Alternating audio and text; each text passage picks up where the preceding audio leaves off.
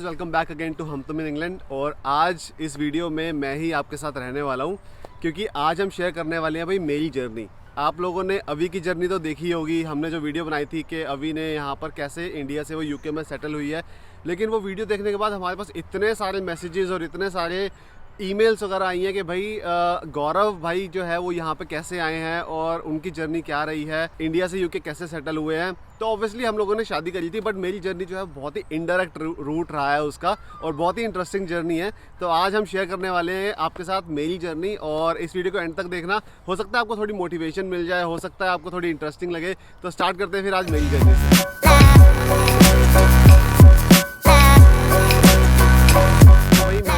Journey मेरी start होती है इंडिया से। इंडिया में मैं फरीदाबाद से बिलोंग करता हूँ। फरीदाबाद जो है एक छोटा सा कह लो, अब तो बड़ा हो चुका है, अब तो काफ़ी पॉपुलर है। एनसीआर में एक जगह है फरीदाबाद, जो कि हरियाणा स्टेट के अंदर आता है। तो मैं बॉर्न एंड ब्रॉट अप जो है मेरा वहीं पर ही हुआ है। और मैं एक बहुत ही मिडिल क्लास फैमिली से बिलोंग करता हूँ। मेरी जो we only had like one source of income. मेरी जो डैड है ही use to work as a mechanical engineer in Yamaha company. आप लोगों ने यामाहा का नाम सुना ही होगा। तो वो जो टेक्निकल और जो इंजीनियर वाले जो ट्रेड्स है ना, वो जो जीन्स होते हैं वो मुझे वहीं से ही मिले हैं। स्टार्टिंग से ही वो टेक्निकल था एक घर के अंदर, कि भाई पापा मैकेनिकल इंजीनियर है, तो दिमाग में था कि यार टेक्निकल लाइन में ही कुछ करना है आगे। लेकिन यार हमारी जो फैमिली है उसमें कोई भी अब्रॉड नहीं गया, कोई भी, मैंने तो सोचा भी नहीं था कि यार कि अब्रॉड भी जाना होगा या मैं कुछ ऐसा कर भी पाऊँगा अपनी लाइफ में। लेकिन मैं अपने मॉम डैड का इतना ज़्यादा थैंकफुल हूँ कि यार मुझे कुछ भी चाहिए था अपनी लाइफ में यहाँ तक पहुँचने के लिए, वो सारी चीज़ें उन्होंने प्रोवाइड करी है। इवन तो वो एक सोर्स ऑफ इनकम ही थी हमारी फैमिली में। तो मम्मी और पापा दोनों ने मिलकर जितना भी उनसे प्रोवाइड हो सका वो सब उन्होंने किया हमें। तो आज उस वजह से मैं यहाँ पर हूँ। तो मेरी जो स्कूलिंग है वो 10th क्लास तक हरियाणा बोर्ड से की है। तो वो दयानंद पब्लिक स्कूल था, हम लोग बोलते थे डीपीएस। तो डीपीएस क्योंकि बड़ा स्कूल है तो हम लोग ऐसे बोलते डीपीएस स्कूल से पढ़ा है। तो वो हरियाणा बोर्ड एक स्कूल है, दयानंद पब्लिक स्कूल। और अभी तक जो मेरे फ्रेंड्स हैं वो अभी तक मैं उनके टच में हूँ। तो बहुत ही अच्छी एक स्टार्टिंग की जो आपकी स्कूलिंग होती है, आपके जो वहाँ पे फ्रेंड्स बनते हैं तो वो लाइफ टाइम के लिए बन जाते हैं। तब उसके बाद 11th-12th जो है वो मैंने विद्या मंदिर पब्लिक स्कूल से करी थी। और मैंने नॉन मेडिकल लेते हैं ना, वहाँ पर नॉन मेडिकल लिया था। तो उसमें साइंस होता है और जो भी फिज़िक्स केमिस्ट्री और ये सब चीज़ें होती हैं। और कभी नहीं सोचा था कि यार मैं आईआईटी करूँगा या ये करूँगा। और आईआईटी तो मैंने करी भी नहीं है। वैसे भी मैंने तो एग्ज़ाम भी नहीं दिया आईआईटी का, AIEEE का एग्ज़ाम दिया था, क्योंकि मुझे पता था यार इतना तो इंटेलिजेंट मैं हूँ नहीं। ये था कि हाँ इतना इंटेलिजेंट हूँ कि यार कभी फेल नहीं होऊंगा, कभी कुछ नहीं होऊंगा, मार्क्स अच्छे आ जाएंगे। लेकिन आईआईटी लेवल वाला नहीं था, तो मैंने आईआईटी का एग्ज़ाम भी नहीं दिया। तो मैं AIEEE का मैंने एग्ज़ाम दिया। और उसके बाद आई थिंक मैंने अपनी स्कूलिंग करी थी, क्योंकि जैसे कि मैंने आपको बताया भाई मिडिल क्लास फैमिली से था।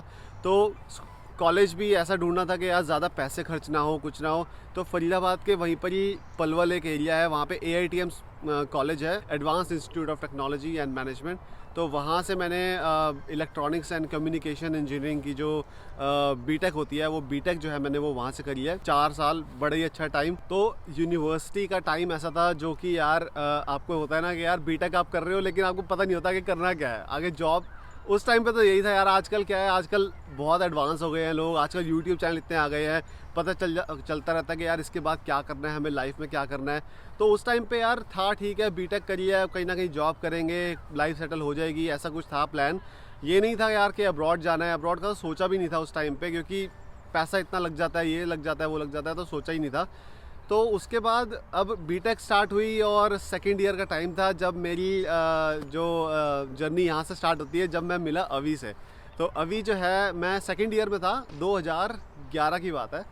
सेकेंड ईयर में मैं अवी से मिला था, और ये मेरे कॉलेज में नहीं थी, ये अलग कॉलेज में थी, जो कि GITM कॉलेज है गुड़गांव में। तो हम लोग मिले किसी तरह, कैसे मिले वो अलग से वीडियो में शेयर करेंगे कैसे मिले हम। तो वहाँ से हमारी जर्नी स्टार्ट होती है। और उसके बाद बीटेक का टाइम हुआ, बीटेक ख़त्म हुई।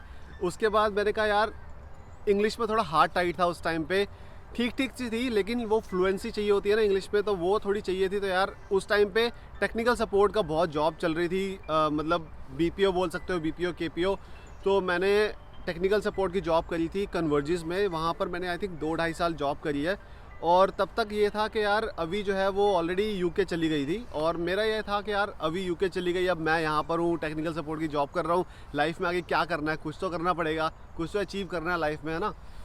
तो वहाँ से भाई मैंने सोचा यार चलो बाहर जाने की सोचते हैं कि भाई कैसे बाहर जाया जाए। जब ट्राई किया तो भाई 20 लाख, 25 लाख, 30 लाख, 35 लाख, मैंने कहा भाई इतना तो नहीं हो पाएगा हमसे, सस्ते से सस्ते में क्या हो सकता है। तो नेहरू प्लेस में एक कंसल्टेंट है, मैं उनका नाम नहीं लूँगा बट आप सर्च कर सकते हो, बहुत ही पॉपुलर है।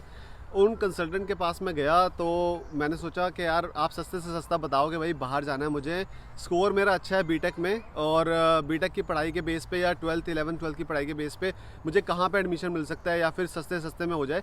तो उन्होंने मुझे ऑप्शन दिया जर्मनी। जर्मनी एक ऑप्शन है जहाँ पर आपको ट्यूशन फ़ी पे नहीं करना पड़ेगा, आपको सिर्फ एक सेमेस्टर फ़ीस पे करनी है, 250 यूरो पर सेमेस्टर, और 2 साल की पढ़ाई है। 1 साल के लिए आपको 8000 यूरोज़ जो हैं वो आपको बैंक में शो करने पड़ते हैं, वो आप लोन ले सकते हो, कुछ कर सकते हो। तो ऐसा कुछ था, मैंने कहा यार 8000 यूरो अराउंड 7 लाख के अराउंड हो गया, और मैं अगर अपने नाम पे लोन लेता हूँ तो मैं वो चुका भी दूंगा, क्योंकि 7 लाख का लोन है, इतना कोई बड़ा अमाउंट भी नहीं है। तो मैंने कहा यार चलो जर्मनी का ट्राई करते हैं। अब इतना ही नहीं पता था कि यार जर्मनी जाके क्या होगा क्या नहीं होगा, किसी को जानता नहीं था मैं उस टाइम पे, कोई जर्मनी गया है नहीं गया है।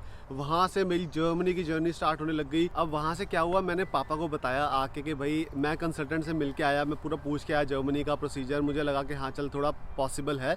तो मैंने घर आके पापा को बताया कि भाई मुझे बाहर जाना है। तो पापा मम्मी को बोलते भाई देख लो भाई बाहर जाने की बातें कर रहे हो, क्योंकि फैमिली में कोई गया ही नहीं भाई दूर दूर तक, किसी से एडवाइस भी नहीं ले सकते कि भाई बाहर जाके कैसा होगा, क्या सिस्टम है।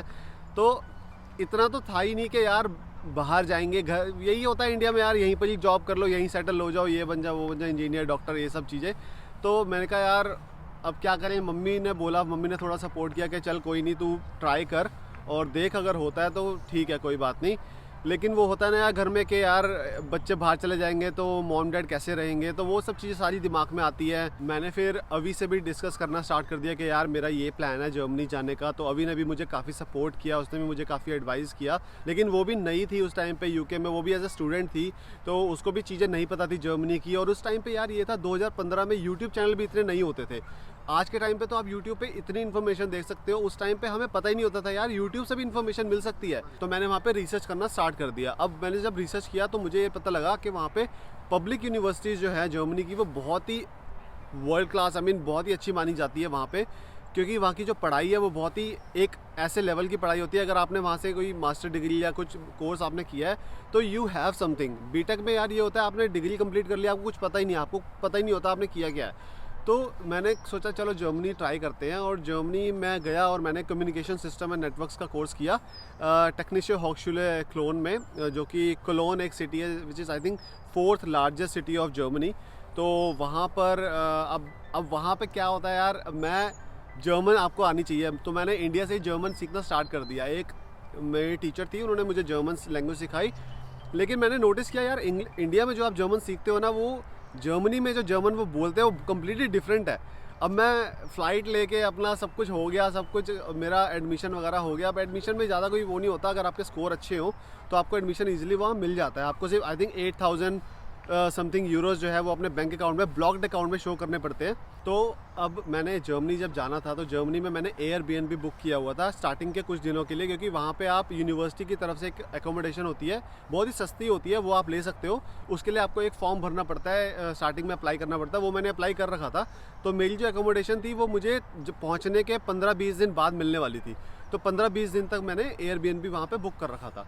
दिल्ली से जब फ़्लाइट पकड़ी, जो एयरपोर्ट पे सारे लोग यार इमोशनल हो गए। मेरी नानी, मेरी मासी वहाँ पे मिलने आए मेरे से, और वो होता है ना यार, मतलब पूरी फैमिली में पहली बार कोई हमारी फैमिली में बाहर जा रहा है बंदा, तो वो डिफरेंट फीलिंग थी यार, बहुत ज़्यादा मेरे लिए भी डिफरेंट थी और मम्मी पापा के लिए भी डिफरेंट थी। और अंदर अंदर से मम्मी पापा को एक डर था यार कि मम्मी आई थिंक आते वक्त रो भी होंगी कार में, मुझे पता है। तो वो इमोशन जो है वो बहुत ज़्यादा अभी भी मुझे एकदम ताज़ा हो जाते हैं वो सारे इमोशन। 2015 की बात है। तो अब मैंने फ़्लाइट पकड़ी और मैं पहुंचा भाई फ्रैंकफर्ट। अब फ्रैंकफर्ट पे पहुंचा तो भाई मेरी तो जर्मनी नहीं निकल रही मुंह से, और वहाँ पे आई डोंट नो मुझे कोई इंग्लिश स्पीकिंग वाला बंदा भी नहीं दिखा उस टाइम पे। मैंने किसी तरह, मुझे किसी ने हेल्प करी, वहाँ से मैंने ट्रेन ली। मैं बस यही था, इतने सारे बैग्स, 2 बड़े बड़े बैग, एक छोटी अटैची और एक लैपटॉप बैग, पता नहीं क्या क्या लेके मैं चल रहा हूँ। और मैंने वहाँ से किसी ने मुझे हेल्प करी, उसने मुझे बोला यहाँ से ट्रेन मिल जाएगी। अब मैंने ट्रेन ली फ्रैंकफर्ट से कोलोन तक की, तो वो आईसीई ट्रेन में मैं 70-80 यूरो तो मेरे वहीं लग गए एक ट्रेन में। मैंने कहा भाई ये तो बड़ी महंगी कंट्री है। तो 70-80 यूरो दे के मैं अपना पहुंचा कोलोन। अब कोलोन में मैं उतरा। कोलोन में आपको पता होगा एक सेंटर में डॉम है, जो कि एक चर्च है बहुत ही बड़ा। फ़ोटो में देखा था, फर्स्ट टाइम मैं उतरा अब्रॉड में और कोलोन में, मैं देख के हैरान। मैंने कहा यार इससे बड़ी चीज़ कोई हो सकती है। तो इतना बड़ा वो जो डॉम है वहाँ पे था और वहाँ पे टैक्सीज चलती है। मैंने कहा टैक्सी करते हैं, अपने घर तक पहुँचते हैं। टैक्सी करी तो BMW। भाई जर्मनी है, अब जर्मनी में BMW मर्सिडीज नहीं चलेगी तो क्या चलेगा। टैक्सी का जो प्राइस था वो था 30 यूरो। मैं कहा 70 यूरो, 30 यूरो, 100 यूरो तो यहीं लग गए पहुँचने के। अब पहुँचे भाई एयरबीएनबी। अब मुझे कुकिंग शुकिंग कुछ नहीं आती थी, मैंने कुछ कुकिंग नहीं करी थी इंडिया में भी। बैग में से निकाला कुकर, दाल बनानी थी, कुकर निकाला, ढक्कन निकाला और भाई दाल बनाना स्टार्ट हो गया। ये भी नहीं पता था ढक्कन के ऊपर एक रबड़ होता है। अब रबड़ तो भाई बैग के अंदर रह गया। अब मैंने कुकर में दाल बनाने लग गया और एयरबीएनबी में ऑलरेडी जर्मन कपल वहाँ पे रह रहे थे। अब मैं भाई दाल बना रहा हूँ और दाल की सीटी निकली और 10 सारी दाल बाहर। तो वही हुआ क्या, तो जर्मन बोलने लगे भाई ये क्या है। मैंने कहा भाई ऐसे ही होता है भाई, दाल तो ऐसी बनती है। स्टार्टिंग में था, सीख रहे थे सारी चीज़ें, तो इतना एम्बेरसिंग तो नहीं लगा। वो बहुत सपोर्टिव थे, तो फन वे में सब कुछ हो गया। वहाँ पे मेरे लिए सब कुछ नया नया था, जर्मन लैंग्वेज नहीं थी और वहाँ की जो कल्चर है बिल्कुल ही डिफरेंट है इंडिया से। क्या वो तो हर दूसरी भी कंट्री से बहुत ही ज़्यादा डिफरेंट है जर्मन कल्चर। तो वहाँ पर मैंने देखा यार कि बाहर कुछ नहीं दिख रहा, कोई लोग नहीं दिखते। इतनी ज़्यादा होम सिकनेस फील होती थी स्टार्टिंग में। 20-25 दिन जितनी देर मैं एयरबीएनबी में रह रहा था, इतनी ज़्यादा होम सिकनेस फील हुई। मैंने ये तक सोच लिया था यार कोई बात नहीं, मैं वापस चला जाता हूँ, लोन जो भी लिया वो किसी तरह इंडिया में पे कर लेंगे। मम्मी पापा से बात होती थी कि यार मैं वापस आने का प्लान कर रहा हूँ, ये कर रहा हूँ, वो कर रहा हूँ। इतनी ज़्यादा होम सिकनेस हो गई थी। तो लेकिन कुछ फ्रेंड्स थे जिन्होंने मुझे सपोर्ट किया वहाँ पर, और उस वजह से मैं थोड़ा धीरे धीरे मैं वहाँ पे सेटल होता गया। जब मैं अपने स्टूडेंट एकोमोडेशन में पहुँचा तो वहाँ पर काफ़ी अच्छा एक एनवायरनमेंट था और काफ़ी अच्छे लोग। फिर यूनिवर्सिटी जाना स्टार्ट हो गया और इतनी अच्छी पढ़ाई है वहाँ की, इतनी टेक्निकल पढ़ाई है, तो आप चीज़ें प्रैक्टिकली आप सीखते हो वहाँ पर। तो आप जब सीखते हो तो आपको वो याद रहती है चीज़ें, ये नहीं कि आप रट्टा लगा के वहाँ पे लिख रहे हो चीज़ें। तो जर्मनी में मैंने बहुत कुछ सीखा है जो मेरे आज तक काम आता है। इतनी ज़्यादा स्ट्रगल करी है वहाँ पर। और सबसे अच्छी बात क्या थी यार कि अभी जो है वो मेरे साथ थी हमेशा, मतलब सपोर्ट मेरा हमेशा करती थी कुछ भी था। और जर्मनी जो है वो यूके से इतना दूर नहीं है, तो मैं हमेशा यूके का विज़िट वीज़ा लगा के यूके विज़िट करता था, अभी से मिलता था। तो एक ये भी ऑप्शन था कि आज जर्मनी जा रहा हूँ तो चल यूके के पास है तो वहाँ पर मिल भी लूँगा अभी से। तो बहुत सपोर्टिव थी अभी, और उसी से ही मुझे एक कॉन्फिडेंस आया लाइफ में कुछ करने का भी। तो फिर प्लानिंग स्टार्ट हो गई हमारी कि भाई हमें कहाँ पे प्लान करना है, हमें यूके में सेटल होना है या फिर जर्मनी में सेटल होना है। मम्मी पापा के साथ डिस्कशन होने लग गई कि भाई कैसे करें, शादी भी करनी है, क्या करना चाहिए, क्या बेटर ऑप्शन रहेगा हमारे लिए। तो हमने सोचा कि यार चलो ठीक है हम इंडिया जाते हैं। हम देन वी गॉट मैरिड, हमने कोर्ट मैरिज करी। कोर्ट मैरिज के बाद क्या होता है, आप वो डॉक्यूमेंट जो है वो वीज़ा के लिए अप्लाई कर सकते हो उसके बाद। तो हमने वही किया, फिर हमने वीज़ा के लिए अप्लाई किया। Then I move to UK. Germany का जो मेरा सिस्टम था वो 2 साल तक का था, और उसके बाद फिर हम यूके मूव हो गए। और यूके जब हम मूव हुए तो यार स्टार्टिंग में हम स्टूडियो फ्लैट में रहे और वहाँ पे वो भी एक्सपीरियंस बहुत ही अच्छा था। मुझे 1 महीने में जॉब मिल गई थी। और प्रॉब्लम ये हुई मुझे जॉब मिलने में कि यार मेरे पास जर्मनी की पढ़ाई थी, लेकिन मतलब वो यही बोलते थे कि आपके पास यूके एक्सपीरियंस है या नहीं है। और इंडिया में मैंने यार टेक्निकल सपोर्ट वाली जॉब करी थी, इतनी ज़्यादा वो बहुत ज़्यादा टेक्निकल भी नहीं थी। तो मैं स्ट्रगल थोड़ा कर रहा था कि जॉब कैसे मिलेगी। लेकिन मुझे 1 महीना लगा और मैं अप्लाई करता रहा। बहुत सारे इंटरव्यूज़ दिए, बहुत सारी चीज़ें सीखी मैंने इंटरव्यूज़ से। अभी हमेशा जॉब पे चली जाती थी और मैं पीछे से बैठ के इंटरव्यू पे लगातार अप्लाई करता रहता था, इंटरव्यूज़ देता रहता था। इधर उधर जाना, कहीं दूर दूर पता नहीं कहाँ कहाँ जाता था मैं इंटरव्यूज़ देने के लिए। तो मुझे सॉलिहल में बहुत ही एक अच्छी जॉब मिल गई थी, और जो मैंने एक्सपेक्ट भी नहीं करी थी, मुझे अच्छी जॉब मिल गई थी। और क्योंकि मैंने जर्मनी में नेटवर्किंग भी सीख ली थी, मैंने CCNA सर्टिफिकेशन भी कर ली थी वहाँ पर। तो मुझे थोड़ा उस चीज़ का फ़ायदा हो गया और नेटवर्किंग में मैं थोड़ा अच्छा हो गया, जो टेक्निकल नेटवर्किंग होती है। तो यूके में जब मुझे फ़र्स्ट टाइम यहाँ पे मुझे जॉब मिली, वो as a second third line infrastructure engineer वाली जॉब थी। जिन्होंने मेरा इंटरव्यू लिया था यार, उन्होंने भी मुझे बहुत कुछ सिखाया। तो मैंने वहाँ पर जॉब ली और वहाँ पर डेटा सेंटर में काम है, कोई सपोर्ट का काम है, कोई राउटर आपको कॉन्फ़िगरेशन करनी है या कोई स्विच कॉन्फ़िगरेशन करना है। तो बहुत सारी चीज़ें वहाँ से सीखी मैंने। वो सीखने के बाद मैंने वहाँ पे 2 या ढाई साल वहाँ पे जॉब करी, और 2-2.5 साल के बाद मैंने कहीं और जॉब जो है वो शिफ्ट कर ली, जहाँ पे मैं अभी हूँ। तो इस कंपनी में भी मैं एज ए टेक्निकल लाइन में ही उसी लाइन में ही जॉब कर रहा था for like since 2 years now. तो अभी लास्ट 1 year से मैंने डेटा में ज़्यादा इंटरेस्ट मेरा आ गया, क्योंकि डेटा में आजकल स्कोप बहुत ज़्यादा है। डेटा साइंस में या डेटा एनालिस्ट में, या आप डेटा में डेटा इंजीनियर बनना चाहते हो, बिग डेटा में है, जैसे कि आदि बिग डेटा का कोर्स कर रहा है यूके में मास्टर्स। तो मेरा भी इंटरेस्ट जो है वो डेटा में हो गया था। लेकिन यार आपको स्किल्स कैसे डेवलप करने हैं वो आपके ऊपर है। तो मैंने खुद सारी रिसर्च करी है, खुद अपने स्किल्स डेवलप कर लिए हैं, और किसी तरह मुझे इंटरनली मुझे एक रोल की अपॉर्चुनिटी मिली, तो मैं now I work as M I and data analyst. M I मतलब management information and data analyst. तो अभी मैंने रिसेंटली जॉब चेंज करी है, तो I am still learning, I am in a new role, I am still learning new things. तो real world में कैसे काम होता है, प्रोडक्शन लाइन में कैसे काम होता है, तो वो सारी चीज़ें हैं। तो मतलब ये जो मेरी जर्नी है यार, इंडिया से लेके यहाँ तक की बहुत ही एक इंटरेस्टिंग जर्नी मुझे लगती है। मैं ये नहीं कि यार मैंने ये चीज़ सोची और मुझे ये चीज़ मिल गई, और ये जर्नी यहाँ पे ख़त्म नहीं होती यार, ये जर्नी बहुत आगे चलेगी। मुझे ये है कि यार मैंने ये तो अचीव कर लिया, लेकिन आगे भी मुझे बहुत कुछ अचीव करना है लाइफ में, और लर्निंग जो है वो पूरी लाइफ चलती रहती है। तो हर फेज़ ऑफ लाइफ से ना कुछ ना कुछ सीखा है, और जर्मनी में भी था, मैंने बहुत सारी चीज़ें सीखी, इंडिया में भी सीखी, यहाँ पर भी सीख रहा हूँ, आगे भी सीखूँगा। तो वो फेज़ ऑफ लाइफ है, और लर्निंग जो है वो हमेशा चलती रहती है लाइफ के अंदर। हो सकता है यार आपको इस वीडियो से थोड़ी हेल्पफुल वीडियो लगी हो, थोड़ी मोटिवेटेड लगी हो, आई डोंट नो मैंने कैसा बोला है। बहुत ही डिफरेंट होता है यार कैमरे के ऊपर अपनी जर्नी शेयर करना, बट मैं भी कोई बहुत ज़्यादा वो नहीं हूँ कि मैंने बहुत कुछ अचीव कर लिया लाइफ में, आगे भी करना है बहुत कुछ चीज़ें। तो यही थी यार मेरी जर्नी, और होपफुली आपको ये अच्छी लगी हो। और जो भी क्वेश्चन हो आपके, कोई जो भी डाउट हो, कुछ भी हो, जर्मनी के बारे में हो या यहाँ के बारे में, आप नीचे कमेंट सेक्शन में बता सकते हैं, आप पूछ सकते हैं हमसे। तो अगर यहाँ तक आपने वीडियो देख लिया तो लाइक और शेयर जरूर करना, और हमारे चैनल को सब्सक्राइब करना मत भूलना गाइस। तो मिलते हैं फिर नेक्स्ट वीडियो में, तब तक के लिए बाय बाय।